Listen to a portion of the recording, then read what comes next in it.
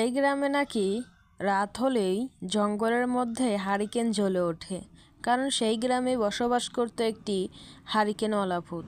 তার কাছে অসংখ্য হারিকেন থাকতো। রাতের বেলা কেউ এসে তার কাছে হারিকেন চাইলেই তাকে সে অনেকগুলো হারিকেন উপহার দিত। একদিন লিখন তাই ঠিক করে আমিও যাব তার কাছে হারিকেন চাইতে, আর সে গিয়ে হারিকেন চাইল। আর সেই ভূতটি তখনই বলল, তোমাকে আমি কিছু সুন্দর নতুন মডেলের হারিকেন দেব, যার আলো এইখান থেকে 500 কিলোমিটার পর্যন্ত দেখা যাবে। তারপরে লিখন সেই খুশিতে হাততালি দিল আর বলল, তাহলে তো খুব ভালোই হবে। আমার তো এরকম একটি হারিকেন চাই, যার সাহায্যে অনেক দূর পর্যন্ত দেখা যায়। তারপর ভূতটাকে অনেক সুন্দর ও দামি 2টি হারিকেন দিয়ে বলল, এই নাও তোমার হারিকেন 2টি। আর সেই ছেলেটিও খুশি হয়ে গেল।